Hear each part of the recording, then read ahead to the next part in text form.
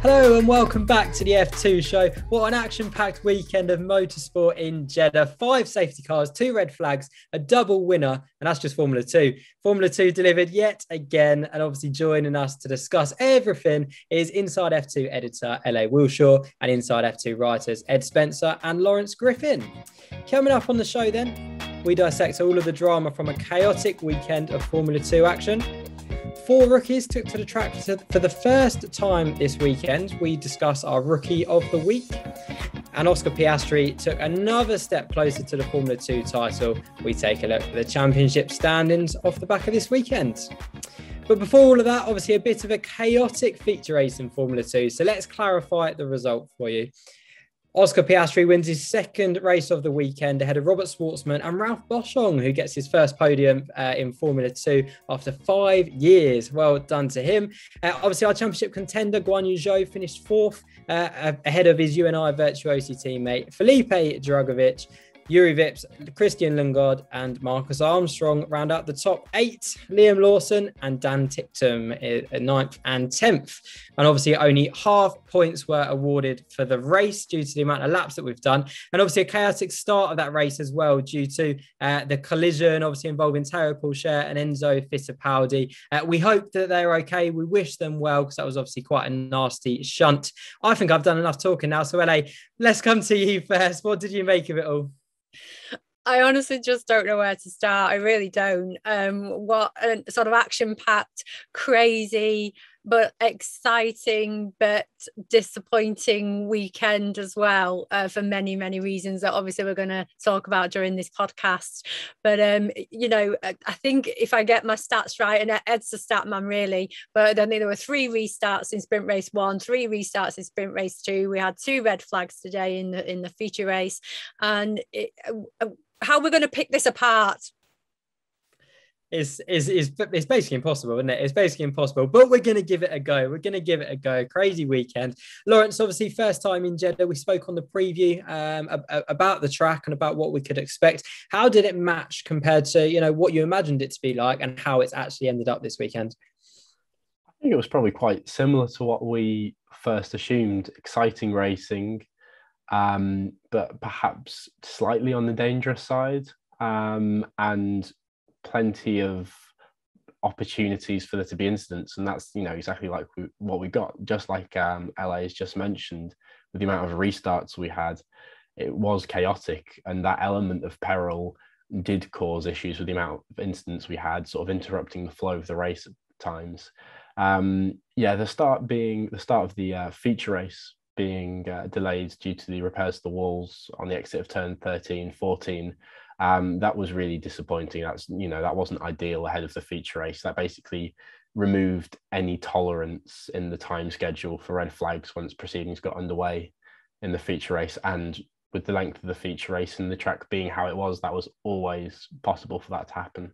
So that was a real shame. So I think it was slightly marred by that element, but it did give us some exciting racing and plenty of action, although perhaps not as much as we might have had on a more conventional circuit, just because of the amount of times it was interrupted. I have mixed feelings about this track now, I'd say.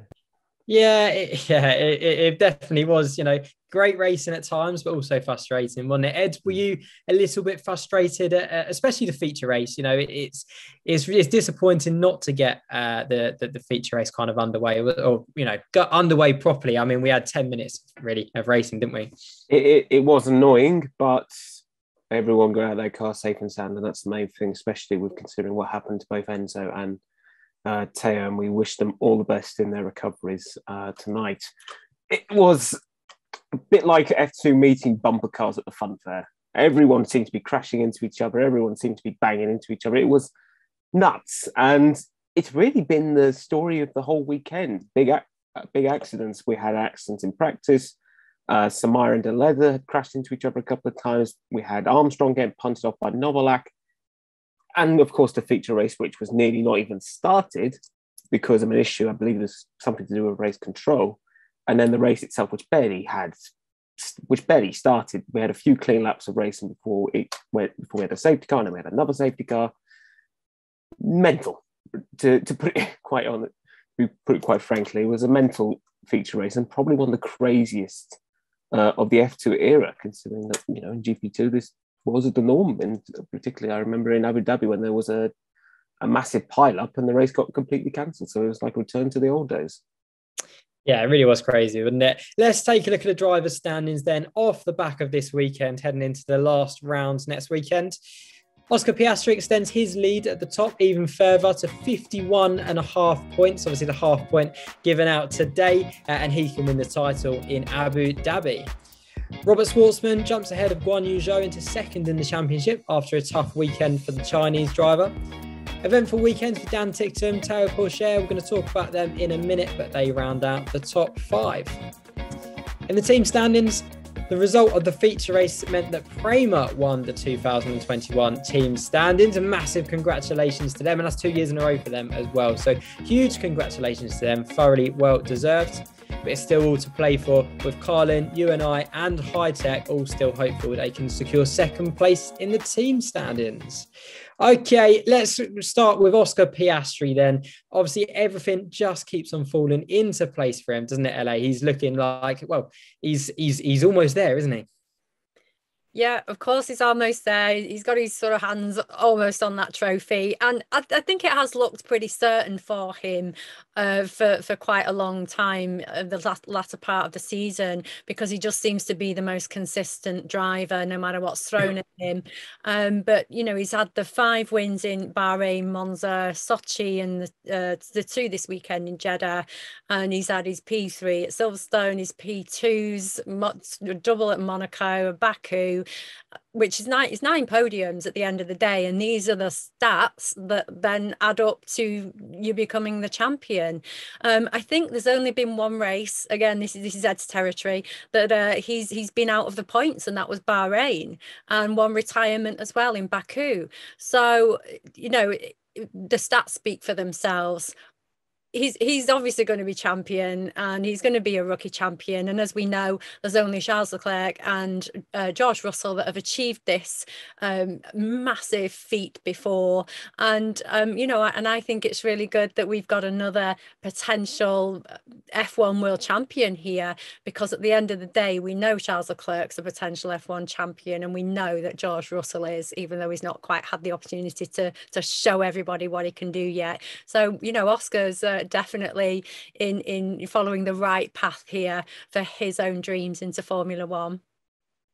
Yeah, 100%. And I think that's the thing, Ed, isn't it? It's the progression that Oscarpiastre is showing. Obviously, wins the Formula 3 championship, doesn't get a pole in that season. But here he is, rocks up 4 poles in a row. He's obviously, you know, won, you know, the last 3 weekends, a double win this weekend. He just keeps getting better and better, doesn't he? And that's what you want from a Formula 2 driver, someone that's learning all the time and someone that then is progressing all the time. Definitely. And you know, Formula One has George Russell as Mr. Saturday, Oscarpiastre is F2's answer, and is really Mr. Friday. He's been outstanding since the word go. He's got adapted to that car fairly quickly. And bar Bahrain, which was a bit of a challenging first weekend, he has been rock solid since then. Ever since Silverstone, he's almost looked unbeatable. And if you look at the rookie champions, if you combine GP2 and F2, the likes of Rosberg, Hamilton, Leclerc, Russell, they've all gone on to be amazing drivers in Formula One. And he's on the right trajectory. It's a shame that Alpine, you know, unfortunately, there's no room for him next year in Formula One, but I think he can be definitely proud about how he's moved up the ranks, and he's in a good place for 2023 and beyond. And I think he will be a future world champion. Where he goes in 2023, I don't know, but he's been outstanding since Silverstone, and I think he's a very worthy champion when he does eventually get that name engraved on the World Championship trophy. How close is he, Lawrence? Is it, you know, a hand and a half? How close is he? And when he does win the championship, you know, I say when, you know, we're assuming that he's not going to be caught now. Where would you rank him in, you know, compared to other Formula 2 champions? We talk about obviously George Russell, Charles Leclerc there. Where does he rank? Yeah, so yeah, to answer your first question, if it's a bit like he's got 2 hands on the trophy and it's his, really. A meteorite might hit him, but otherwise it's his. Yeah, it's, to put in another analogy, it's like a snooker game. He's 51.5 points ahead with 65 points still on the table, and all of the balls in the exact right position for you to clear up. And that's exactly what he's going to do. There's potential mathematically for it to all go horribly wrong. And with the format that we have, if he has a total disaster in qualifying in Abu Dhabi, if he were to crash, or if he were to get a puncture, just like Dan Tickton got this weekend, that could lead potentially to a pointless weekend for him. But even then, Schwartzman or Zhou would have to have an absolutely perfect weekend. Schwartzman would have to have a near perfect weekend to be able to overhaul that deficit. So I think it's almost certain now for Piastri, but yeah, it's not over until it's over. In terms of how Piastri would rank, I think he would rank right up there with the likes of George Russell and Leclerc. I think you could have a strong argument to put him above all of those drivers. Exactly what you were saying there with the progression, to go from not having pole positions to having 4 consecutive pole positions in Formula 2, to learn at such a rate and to have that consistency and to deliver throughout a season that's been so broken up with gaps in the calendar, that shows real maturity. And that process of learning long term is what could make him a Formula One world champion. That's what everybody sees in Russell and his maturity and how he goes about his work. So I think Piastri is at the very least, in terms of his talent, up there with the likes of a Leclerc or a Russell. And yeah, I agree. I expect him to win a world championship one day if everything goes right for him. Good drivers before have been stopped from getting to the highest level of Formula One. I hope that doesn't happen to him, but we can only wait and see. Yeah, and obviously in terms of his title rivals, Robert Schwartzman has become his closest rival, if you like. A good weekend for him, making him the number one contender, LA, even if we're saying it's not really a contender, but he has moved second in the championship, hasn't he? He has. I mean, we all know the bright start that he made last season, the dark horse that came, and I had him as a dark horse as well, because I'd received some inside tips there. I mean, we all know that he was F3 champion, of course, but, I'd received some tips on how good, great he was. And that went to show, in last season. And it was a shame, really, that he didn't sort of finish higher, and he had a few issues in a few different races that we know about and we talked about last year. But yeah, absolutely. Again, this season, he's right on the heels of Oscar Piastri. He's only had 2 retirements this season. He's only finished 2 races out of the points this season. He's had some bad qualifying sessions, also not so good qualifying results, which is possibly why he isn't leading. But you sort of think ifs and buts. If he'd have had better qualifying sessions, would he actually be leading this championship right now? And I kind of think the answer is yes. He's raced 16 races in the points this season, and that's again mammoth. That's a championship winning statistic, if you like. It's just that Oscar's just done that a little bit better because he's not been as unlucky. Or Robert mentioned something about there were issues, it seemed to indicate might be even sort of car purposes rather than personal reasons of why he's not qualified that well. And as soon as they started to understand the issues for qualifying, he's got better. So yeah, if it wouldn't be a surprise to me next weekend, if what's just been said, Oscar has a no points weekend the whole weekend, and what's going to happen? We're all going to get slapped in the face with Robert Schwartzman winning the championship. Can you imagine? You're right, though, that it's qualifying that has let him down a little bit, hasn't it? So I'm sure, I mean, we don't know what Robert Schwartzman was going to do for next year. We would love to see him back in Formula 2. And if he was back in Formula 2, I think that's where he probably need to work on, in qualifying to make that happen. Ed, obviously, Guanyu Zhou, it's not been a great weekend for him, has it? Obviously, was spun around corner 1, 2, in between the both, really. This weekend. Is he buckling under the pressure a little bit? Is that a bit harsh? Does he? But my argument would be, does he have any pressure? I think he doesn't, because he's got a Formula One driver in his back pocket. He knows that regardless of what happens, and he's going to race in Formula One next year. He's achieving his dream, and I think the pressure is off. But this weekend was pretty dismal.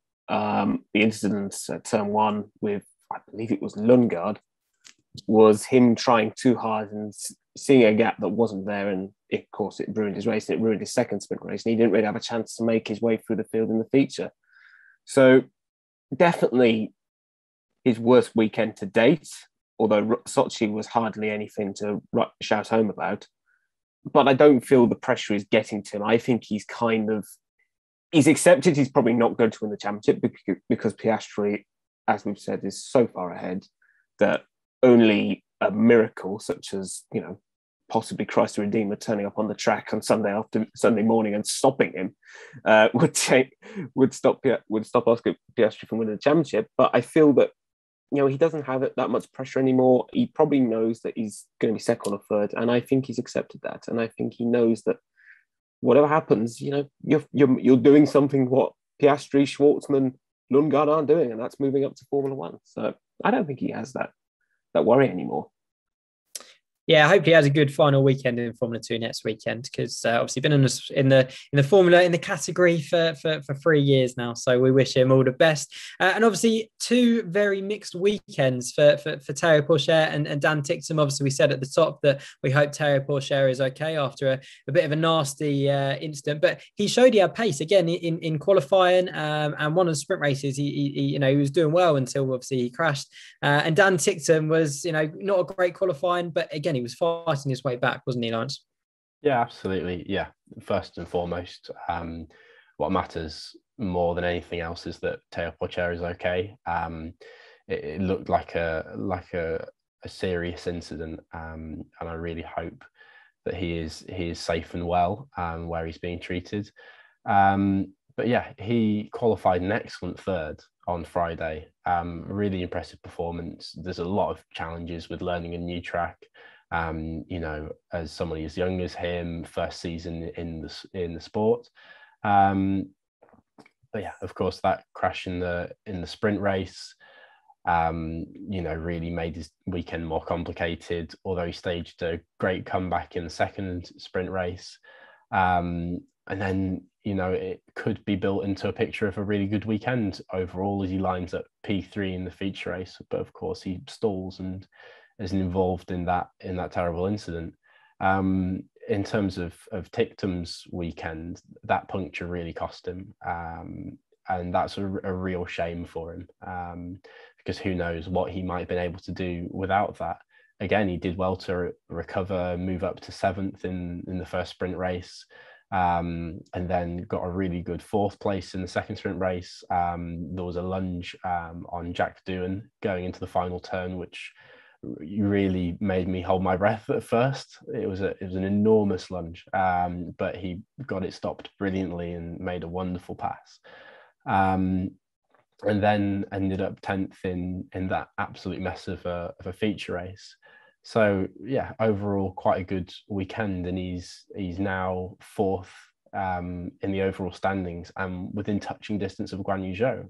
And who would have imagined that the driver going to Formula One next season is at risk of being overtaken by the driver who was never really in the conversation for a Formula One seat after he's dropped by Williams. So as he moves over in the future to Formula E, I think that would be really satisfying for him as an illustration of the talent that he's got if he were able to climb up to 3rd in the championship. And he really does have an opportunity to do that. He has the pace, and Zhou over the last couple of rounds has looked a bit shaky. The consistency in his performance just hasn't been there. So yeah, he'll look forward to take advantage of that situation. Yeah, it's all right, LA. We won't talk too much about Dan Tickton moving on, because we don't want to upset you too much. But exactly. But obviously, yeah, Théo Pourchaire, he's been in the wars this year, and he obviously a wrist injury earlier on in the year, and then today. So wishing him well, wishing Enzo Fittipaldi well as well. Sticking with you, Lawrence, our other winner this weekend, Marcus Armstrong, had a brilliant start to sprint race 1. Obviously, didn't he? Dive down the inside of Liam Lawson, and a great drive, wasn't it? Yeah, it really was. It was a brilliant move up the insides. The first race start at new track, the first time heading into turn one in that manner, on all of the dust on the inside.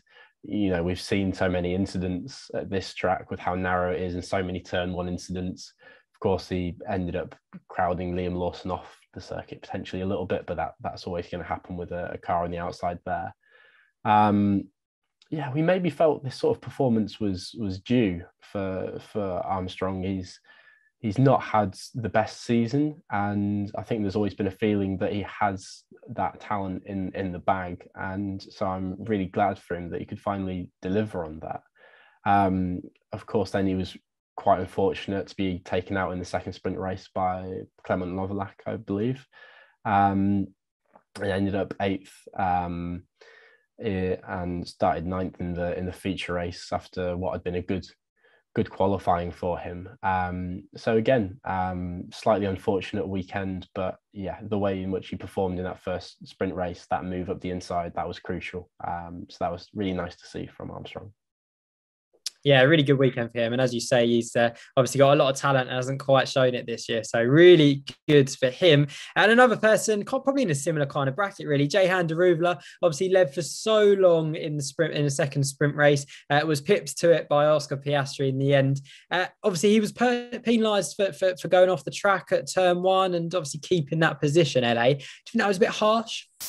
No, I don't. I think, unfortunately, rules are rules. And I think when Jahan looks at the video later on the way to Abu Dhabi, I think he'll realise that as harsh as it is, it was the fair penalty. He gained an advantage by going off the track at turn one, and he didn't give the position up to Oscar until later on in the race. So, unfortunately, it is what it is for him. He drove a great race, but that lockup cost him dearly, and it's been really the story of De Vries' season, that he's had the pace on his day, he can really show it, but he just doesn't quite have the luck, or he gets himself into some rather sticky situations. Silverstone being a prime example where he made contact with Bennett Pascal.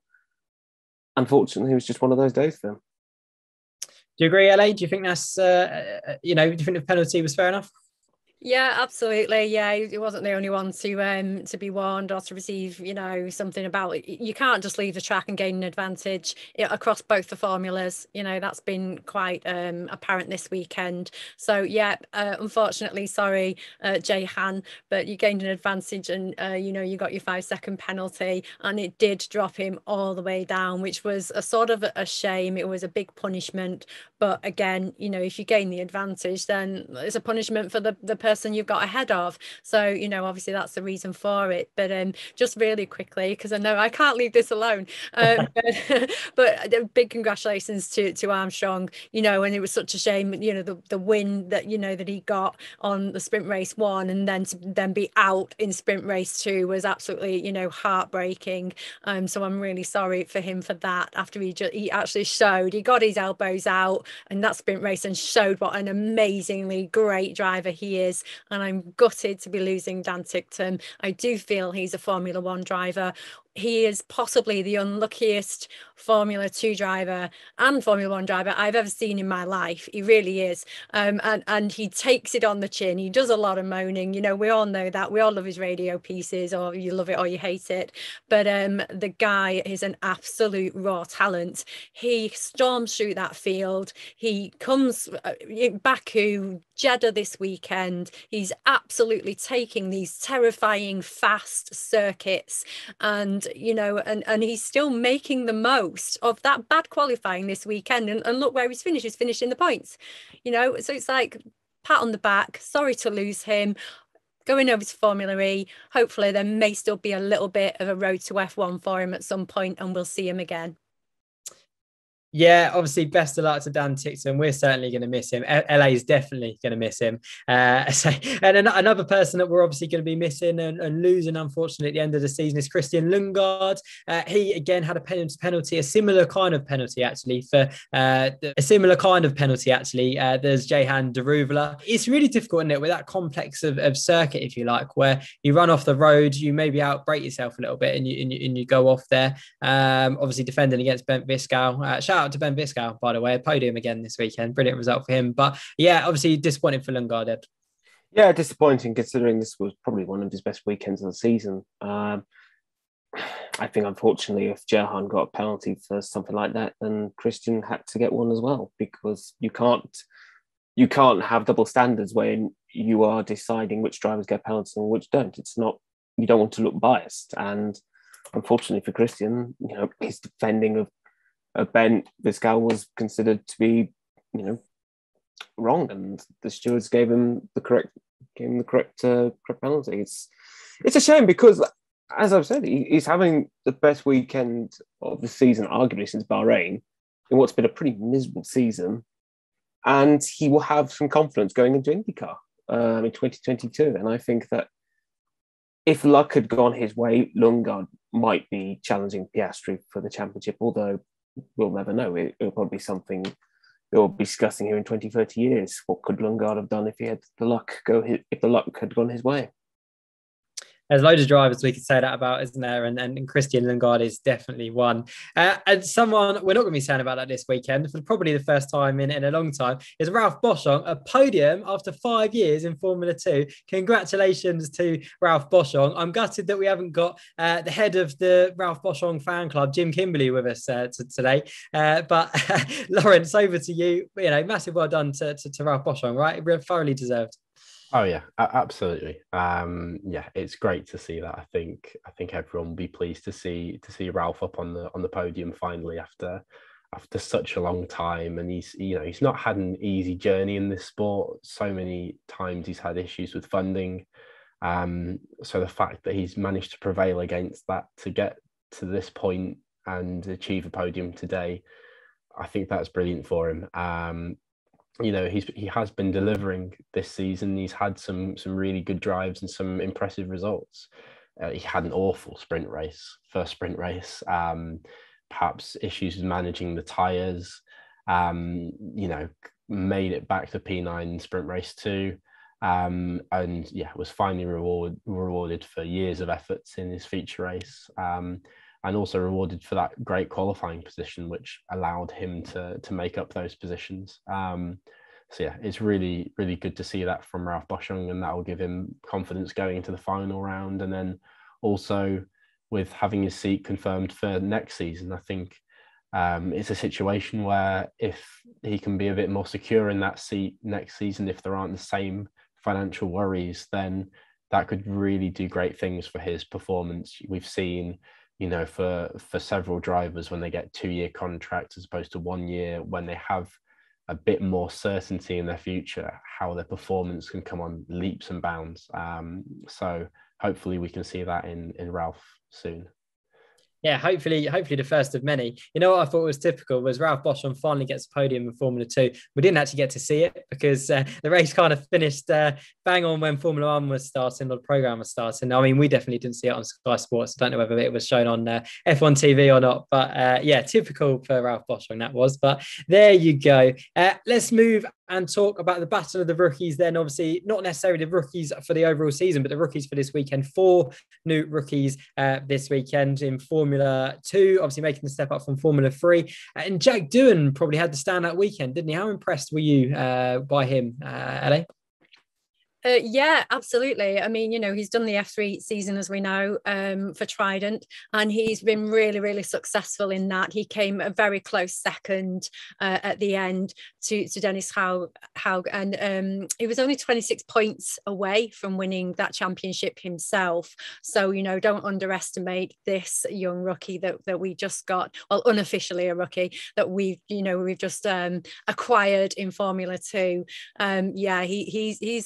He's a good driver, and we all know that. It's good to see him at MP Motorsports. And do we know if he's actually going to be with us next season in Formula 2, or is that being confirmed? Are we just going to see him for this couple of weekends? There's public, I think Auto Hebdo have rumoured that he'll be going to, I believe it'll be Virtuosi, although don't quote me on that. It's the rumours are swirling around. All right, well, it'd be good. It'd be good, to see him. I mean, even in practice, he got 11th, which is quite admirable, in the middle of all the other guys, bang in the middle. Qualified 16th, not amazing. But then, and got his 11th in sprint race 1, but got a P5 in sprint race 2. And, got some points in his first race. What's not there to like? Yeah, great weekend from Jack Doohan. Looking forward to seeing him back, hopefully next season. And obviously 3 other rookies in the field. Ed, Logan Sargent, who had a difficult weekend up until the feature race. A little bit of him in the feature race, didn't we? Making a couple of moves. Ollie Caldwell, who had a difficult weekend, and Clement Novalak, who had a pretty eventful weekend, didn't he? A good qualifying session, hit the wall in sprint race 2, locked the rears. Difficult weekend for maybe all 3 of them, Ed. A real baptism of fire for all 3 drivers. Novalak had a good qualifying, but kind of threw it away with that clumsy attempt on Armstrong in sprint race 2. Apart from that, a decent weekend for him. Caldwell wiped out in feature race with that accident with Samaya. Not really much he could have done to avoid him, and it was a bit of a difficult weekend from then on. Difficult weekend from him anyway, considering he was near the back. Sargent, the pressure was really off him. I think he knows that he's going somewhere a little bit quicker next year than HWA. And, a real nightmare start by crashing in practice. He had 1 goal, and that was beat Alessio De Leder, and he did just that.